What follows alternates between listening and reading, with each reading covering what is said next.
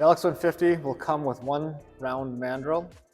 The mandrel shape may be different depending on the container that you're doing, and the size might be different depending on the container you're doing. For the mandrels and the cutters, they relate because there's different size mandrels and different size cutters. With the LX-150, we have 3 standard round cutters. There's a small, a medium, and a large. Cutter will represent a different diameter mandrel.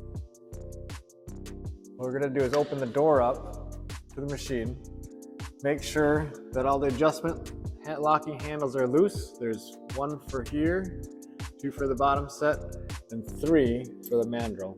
So make sure these are loose, make sure these are open. There's adjustment handle here, here, and on the back side, come on here, there's adjustment handle on the back side of the machine here. So open these up. And now what that does is allows the bearings to move and the mandrel to be placed into the machine. So we'll slide the mandrel in. You'll notice a gap in the mandrel here. That's where the cutter blades are going to go to cut the film. So that's going to align with the cutter itself. The position of the bearings, you can see there are 8 bearing sets here. We'll align the bearings with the appropriate roller. So you can see there's 2 bearings this side, and in the front. So once we have that aligned, now we can go back and tighten the adjustment knobs we did while holding the mandrel so it doesn't fall out. This will be kind of the rough approximation. Tighten the adjustment handle back here. As you know, both sets of rollers will come in to the mandrel itself.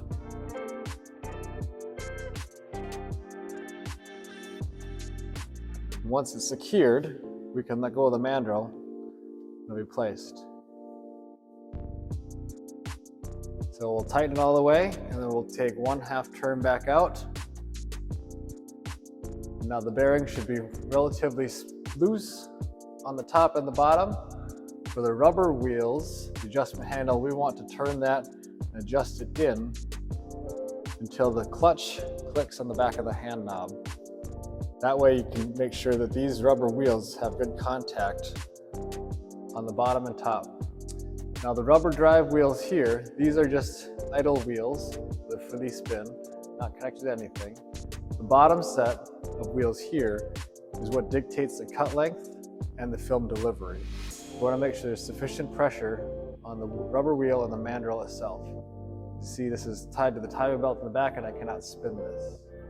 So again, once the wheel has been turned and you can feel and hear the clutch, then that should be set. Top wheel should be loose, free spinning. The bottom wheel should be tight and snug against the inside of the bearing, so you shouldn't really be able to spin either of these wheels. Front wheels, the bearings, on the front and back, should be just touching the mandrel. So this is a bit too much play, so we'll tighten a little bit. We don't want to have a lot of friction. They should be free spinning to allow the film to flow through for the top set and the bottom set. So as you know, you can hear the sound it's making when it's too tight. It should be the same sound on the back side. Now I'll adjust this hand wheel out a little bit, just so. Slightly holding the mandrel. All these wheels do are function to hold the mandrel in place on the machine. So after we have the mandrel in the machine and the wheels about where they need to be, we're going to lock the handles down so they don't come loose. Turn the locking handles. There's 1, 2, and again there's a 3rd one back here. This 3rd one back here, you can pull it out if you need to have more room and turn it. So it's a pull and turn. What this is going to do is lock this shaft, which is connected to the hand knob back here, from not allowing these wheels to spread in and out. So it's very important to make sure that these hand knobs are locked once the mandrel is set in here. The other option and function in here is the hand knob up here. As you notice, there's a scale on this one. This is for the applicator wheels. So again, there's another locking handle here, and a hand knob that'll raise and lower the applicating wheels. So when we bring this up, we want to make sure that it starts below the mandrel base on the bottom. Down here you can see that there's a gap. and this is nice and loose. More adjustment handles are on the side of the motor. We'll want to make sure are loose. Here on the back side, there's another adjustment handle. And then the applicator wheel handle and adjustment knob on this side, on the front side.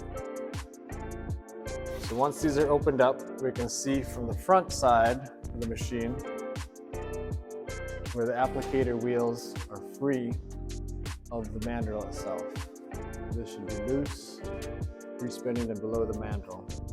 What we want to do is make sure these are spread out far enough so we can bring this whole assembly up with the hand knob, center them, lock that down, and then bring the applicator wheels into the mandrel itself.